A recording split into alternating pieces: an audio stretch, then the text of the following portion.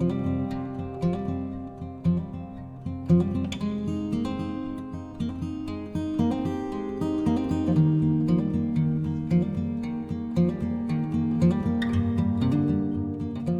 there, gardeners. Amy here with Garden Up Landscape.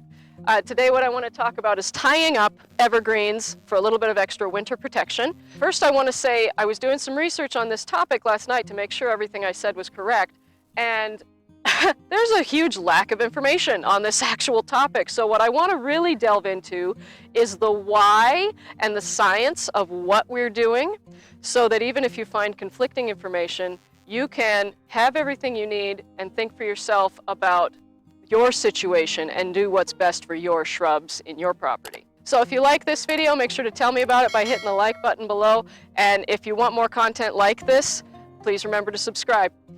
Okay, so a little bit about evergreens. First, I want to talk about that they are always taking up nutrients. We know evergreens are always green. That's why they're called evergreen, right? But what a lot of people don't realize is that all year round, they are still photosynthesizing and they are still taking up nutrients. So one thing that can happen to evergreens like Arborvitaes and Cedars and Yews, in this case Taxus media Yews, is if they don't get enough water before winter, they can desiccate. They can dry up. People call it sun scald. People call it all kinds of different things. But the bottom line is that they didn't get enough water over winter. So one way to prevent that is to make sure that they get a good drink in the fall before the ground freezes, and then still water them even when the ground is frozen. You can still do that. It adds moisture to where those roots are, and it doesn't hurt them at all. So you can do that as well. Another good thing to do to help them in the winter is you can give them a layer of compost over the root balls if you're worried about them drying out or not getting enough water, or if the ground freezes really cold or whatever. But most Arborvitaes and Cedars are actually hardy down to zone 2 or 3, so they're okay with the ground freezing. It's not a big concern, but it is an option that you can consider. So why do we protect our evergreens in the wintertime? It's because when you get a heavy snow load on these tall branches, the snow can sit on them and weigh them down and bend them out and bend and bend and bend. And it can be really unsightly just, when the snow's on them. But if they're like that for a while, that bend can become permanent. The tree will actually get a memory of that in its wood, and it'll stay that way even after the snow melts. So you can fix it, but it's not easy. You can prune it out, or you can tie it back up and try to retrain it. But it's a lot easier to just prevent it from happening in the first place. And these branches can also break, and it can cause permanent damage and all kinds of things. So you just don't want that to happen. So tie it up before the winter comes. You'll get a much happier, healthier shrub because of it. The other thing we wrap to protect from is to be eaten by deer. Okay? In our area, inland Northwest, we're surrounded by deer. We might be in the heart of the city right now, but the deer walk through this neighborhood all the time. There's a river right over there, right? So the deer are always everywhere. And you see deer browse in the winter and you think the deer just like to eat Arborvitaes. No, they really don't. It's that the Arborvitaes are the only thing green in the winter that they can eat. So it's not that they seek them out, it's that that's the only food available. So they're gonna eat what's available. So, but that's another thing we wrap our shrubs to protect from, is from deer. Burlap will also protect from that. So the next thing, and this is what there was a lot of conflicting information about, is what to tie it with. So if you've got a little baby Arborvitae that you just planted this fall, it may not be hardened off enough yet to survive the winter very well. They're very tender at that age and all that stuff. So in that case, you could wrap it with some burlap. Burlap's not going to hurt it. But the part of the burlap that I don't buy is I think it would stop or at least reduce the photosynthesis that the plant needs to do. So you want to bear that in mind. There's already plenty of videos about how to wrap Arborvitaes in burlap, so I'm not going to talk about that. But that is an option. You wrap it in the burlap and wrap some twine around it, and then you take it off in the spring. That does keep the plant nice and tight. It keeps the snow off of the branches, so it works. But you don't need to do that with an established shrub. That's just completely unnecessary. Established shrubs are already hardened off, and they're fine. There are also plastic meshes that you could use, which on an established shrub, that's actually what I would recommend because it can still photosynthesize. It holds the branches up well, and it will, for the most part, if you keep it out a little bit, it'll keep the deer from browsing a whole lot on it. Last thing I want to compare is burlap versus plastic meshes. So the burlap, like I said, I think it can reduce photosynthesis. It can also cause rot and mold if it's left on too long or if there's moisture underneath, so you want to bear that in mind. And it's just unsightly, like it's ugly, right? You get a big old wrapped burlap thing. But the plastic meshes, they're going to offer less protection from wildlife, and they tangle easily, which is a big pain in the neck, but they allow airflow, they allow photosynthesis, and they're kind of invisible, so they're not quite as unsightly as the burlap. There is a third option that I forgot to mention while we were standing there, and that is just simply twine or cord or string, rope, something along those lines. This is the least invasive. It allows photosynthesis without any obstruction, but it comes at the expense of the protection from the wildlife. So if you're tying up an arborvitae and you live in a deer highway, you may not want to use just string. You might want to go for the burlap or the mesh. But we're tying up yews today, not arborvitaes, and yews are very poisonous, so deer will very unlikely touch these.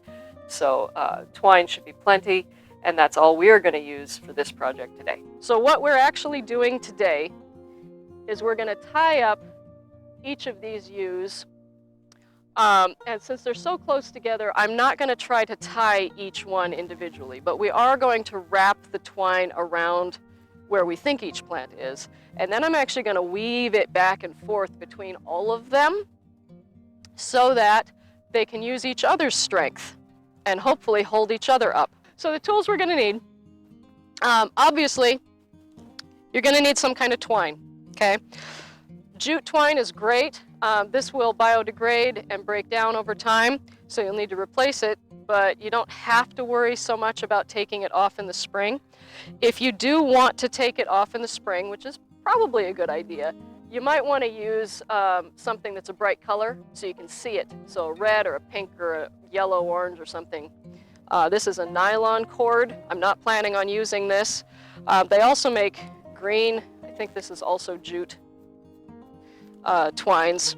So, but this is the one we're going to use today because this is what I bought for this project. Okay, we're going to need a ladder because this is super tall. And then the other thing we're going to do is we're going to use a long-handled tool so that we can pass the twine back and forth between the shrubs, because these are a bit too wide for me to just hug, right?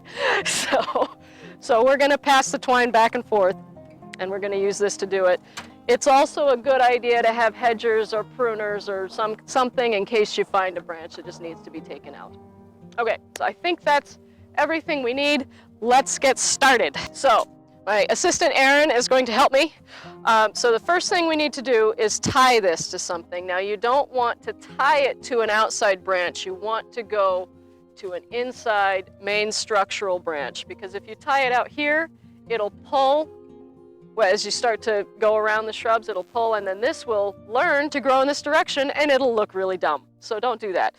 Okay, so I'm gonna let you hang on to this. I'm gonna tie this just to the inside branch here. Nothing fancy, make sure it's loose. You don't want a tight knot, because we're not trying to girdle our shrub, but just a little square knot, you know, nice and loose around the branch there. Okay, so now,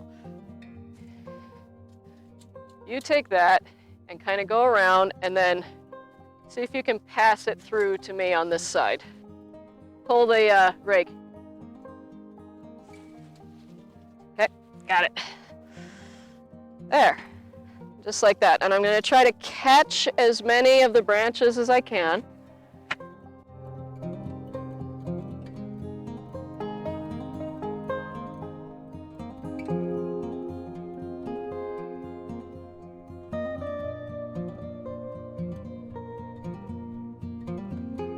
So we're thinking that we're going to do another one up high, because this one's kind of right in the middle, right here, along the whole shrub. But there's not really any support up high. And the other thing that I noticed is when we came back through, this is happening. So there's a string going through here this way and a string going through here this way, and it's kind of pulling apart. So I don't want that to actually make a hole that becomes permanent. So what I'm gonna do when we go through this time is we're gonna go through right in the middle of where our other ones are. Good plan. Okay? Okay, let's do it. So that's right through the middle of that one, and then right through this one. Perfect. There you go.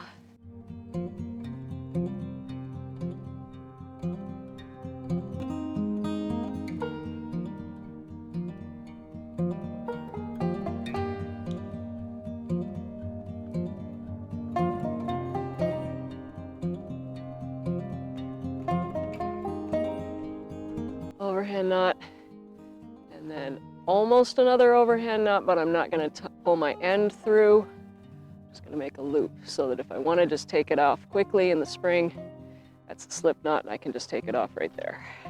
So on a single shrub, this is going to be super easy. You're just going to tie it to the bottom, wrap it around, and wrap it back down, and then tie it off again. Again, just make sure that you're tying to a structural branch, not a flimsy outside branch.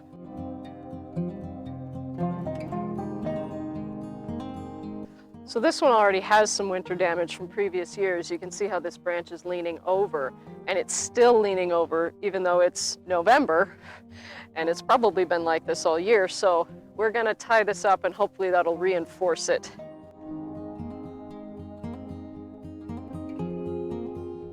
One more thing I did read last night that I agree with is it's not a good idea to do a hard prune or anything on evergreens right before winter, because it could spur new growth, and you don't want new growth that's not hardened off right before it freezes. So I'm going to take off some dead branches, but I'm not cutting down into the live or anything like that.